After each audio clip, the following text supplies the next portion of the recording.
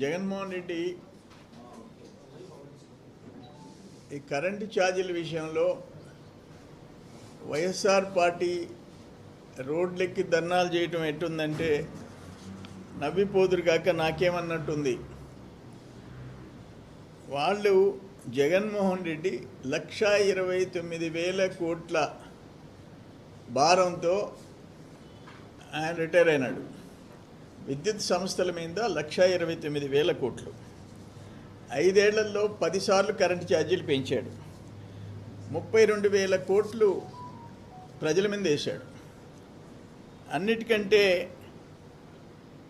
2014లో చంద్రబాబు నాయుడు గారు ముఖ్యమంత్రిగా ఈ బాధ్యతలు తీసుకునే నాటికి 22.5 మిలియన్ యూనిట్ల లోటు ఉంది.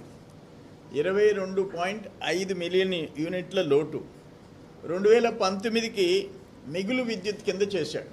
2019కి చంద్రబాబు నాయుడు గారు ముఖ్యమంత్రిగా 5 ఏళ్లలో 22.5 మిలియన్ యూనిట్స్ లోటుని సప్లస్ కింద చేశాడు. నేనేమంటాను, తమరు చేసిన పాపాలు మరో 30 ఏళ్ళు అనుభవించమన్నావు. సెకి 7,000 మెగావాట్లు యూనిట్ ₹2.49కి అగ్రిమెంట్ చేశావు. పక్కన గుజరాత్ ₹1.99, 50 పైసలు తక్కువ. ఎక్స్పర్ట్స్ ఏం చెప్తున్నారు, మరో 10 సంవత్సరాలకి సోలార్ పవర్ యూనిట్ ₹1.25 వస్తుంది అంటున్నారు. అంటే ఈరోజు ₹2.49 అయితే దాంట్లో సగాటికి వస్తుంది. నువ్వు 30 ఇయర్స్కి అగ్రిమెంట్ చేసావు అంటే అప్పటికి నువ్వు ముత్తాతం అయిపోతావు. 30 ఏళ్ళకి నువ్వు ముత్తాతం అయిపోతాడు జగన్మోహన్ రెడ్డి. ప్రజల మీద భారం 1,00,000 కోట్లు, అడిషనల్గా 1,00,000 కోట్లు, సంవత్సరానికి 3,850 కోట్లు. దేనికి 1,750 కోట్లు లంచం తీసుకొని బరి తెగించి ఫెడరల్ బ్యూరో ఆఫ్ ఇన్వెస్టిగేషన్, ఒక అమెరికాలో ఉండే అంతర్జాతీయ దర్యాప్తు సంస్థ నువ్వు 1,750 కోట్లు తీసుకున్నావని చెప్పి నెలగాలే. సిగ్గున్నోళ్ళైతే ఒకవేళ జగన్మోహన్ రెడ్డి చెప్పినా మీ నాయకుల కన్నా, వైసీపీ నాయకుల కన్నా రోడ్డెక్కేదానికి సిగ్గుండాలి. 30 ఇయర్స్. ఇప్పుడు పక్కన గుజరాత్ 50 పైసలు తక్కువ చేసుకుంటే నువ్వు 70 పైసలు 80 పైసలు తక్కువ చేయి అగ్రిమెంట్. గుజరాత్ ₹1.99 అయితే ₹2.49కి 50 పైసలకి ఎక్స్ట్రా చేసి 30 ఏళ్ళు అగ్రిమెంట్ చేసి క్యాబినెట్ అప్రూవల్ లేకుండా చేసి సిగ్గు శరం లేకుండా ఒక నోటోరియస్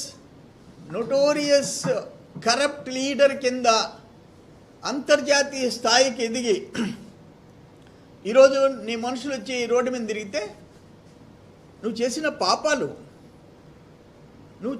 పాపాలు విద్యుత్ సంస్థల మీద నువ్వు 49,000 కోట్లు అప్పులు చేసావు. 3 డిస్కాముల మీద 49,000 crores. ఒక్క ప్లాంట్ నిర్మించలా, ఒక్క కొత్త ప్లాంట్ నిర్మించలా. నేను మొన్న చెప్పా మీకు, అంటే జగన్మోహన్ రెడ్డి ఇలాకా చుట్టూ ఉండే 4 రెడ్డి గారులు ఎట్ట దోసుకునేది. ఒక ఎగ్జాంపుల్ చెప్పారు. 282 కోట్ల రూపాయలతో 4,50,000 టన్నులు ఇంపోర్ట్ చేసి మట్టి, మశానం, బూడిద. విద్యుత్ సంస్థ జెన్కోలో ఉండే ఎంప్లాయీస్ తిరగబడే పరిస్థితి తెచ్చుకున్నావు. జెన్కోలో ఉండే ఎంప్లాయీస్ ఎప్పుడన్నా చూసామా? ఒక విద్యుత్ సంస్థ కోసం కోళ్ళు బొగ్గు దిగుమతి చేస్తే దాంట్లో మట్టి ఉంది, మా ప్లాంట్లు దెబ్బతినిపోతున్నాయి, PLF ప్లాంట్ లోడ్ ఫ్యాక్టర్ పడిపోయింది, ఉత్పత్తి పడిపోయింది, విద్యుత్ ఉత్పత్తి అని చెప్పి ఆ సంస్థలో ఉండే ఉద్యోగస్తులు ధర్నా చేసిన పరిస్థితి ఎప్పుడన్నా చూసామా అని అడుగుతున్నా. Never in the history. నీ కరప్షన్కి అక్కడ FBI దగ్గర నుంచి ఇక్కడ ఉండే జెన్కోలో, కృష్ణపట్నంలో ఉండే ఉద్యోగుల వరకు రోడ్డు ఎక్కారు. అయినా మీకేమీ సిగ్గు శరమ లేదు. స్మార్ట్ మీటర్స్ దేశం మొత్తం మీద, smart meters, agriculture smart meters ఏ దేశం పంజాబ్ దగ్గర నుంచి ఉత్తర భారతదేశం దగ్గర నుంచి మహారాష్ట్ర నుంచి కేరళ వరకు మేము ఎవ్వరూ స్మార్ట్ మీటర్స్ పెట్టాం. అక్కడ తెలంగాణ 24 అవర్స్ ఉచిత విద్యుత్ సప్లై వ్యవసాయానికి స్మార్ట్ మీటర్స్ పెట్టాం. తమరు 7 గంటలు తెల్లార్చారు. 7 గంటలు స్మార్ట్ మీటర్స్కి ఎంత? ఒక్క ఇళ్ళకి 10,000 కోట్లు, ఇళ్ళకి స్మార్ట్ మీటర్స్కి 10,000 కోట్లు, వ్యవసాయానికి 7,000 కోట్లు. మీకు ఆఖరణ రాజస్థాన్ స్మార్ట్ మీటర్ 7,943 రూపాయలు, చండీగఢ్ స్మార్ట్ మీటర్ 9,710 రూపాయలు, జగనన్న స్మార్ట్ మీటర్ 36,975 రూపాయలు, జగనన్న స్మార్ట్ మీటర్ 36,975 రూపాయలు. సిగ్గుతో తలదించుకోవాలయ్యా. నీ బోటోడిని ఒక చీఫ్ మినిస్టర్గా ఎన్నుకున్నందుకు ఆంధ్రప్రదేశ్ ప్రజలు జీవితకాలం బాధలు పడాలయ్యా. ఇంత భారీ అవినీతి పరుల్ని ఈ దేశంలో ఎక్కడన్నా చూసామా? ఫస్ట్ టైం ముఖ్యమంత్రి అయిన ఒక యంగ్ మ్యాన్, ఒక మాజీ ముఖ్యమంత్రి కొడుకు ఇంత బరి తెగించి, నీ తండ్రి ఉన్నప్పుడే బరి తెగించావు, ఇంకా నీకు ఛాన్స్ వచ్చింది, కొల్లగొట్టేసేసావు. అన్ని డిపార్ట్మెంట్స్ని, వ్యవస్థల్ని సర్వనాశనం చేశావు.